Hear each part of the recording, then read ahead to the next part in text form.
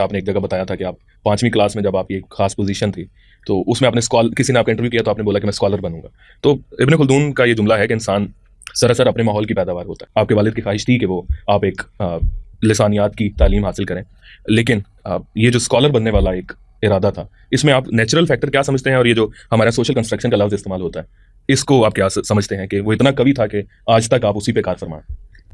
مجھے یہ یاد نہیں ہے کہ کسی نے اس جانب مجھے ترغیب دی ہو یا کوئی دوسرے مراحل آئے ہوں جس میں پہلے میں نے ایک رائے قائم کی, پھر خیال ہوا کہ یہ ٹھیک نہیں ہے. آپ نے جو واقعہ پوچھا ہے وہ یہ ہے کہ 5ویں جماعت میں اس زمانے میں, مجھے نہیں معلوم اب کیا صورتحال ہے, ایک امتحان ہوتا تھا جس کو وظیفے کا امتحان کہتے تھے. اس امتحان میں شریک ہوا اور وہ امتحان میں نے پھر اسی اسکول میں جا کے دیا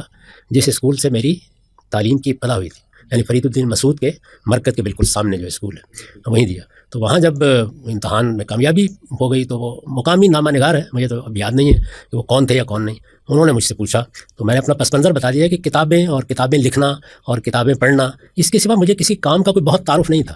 یعنی گھر میں گویا یہی ساری فضا تھی. تو میرا خیال ہے کہ یہ پس منظر ہے جس پہ میں نے ان سے کہا کہ میں تو عالم بننا چاہتا ہوں.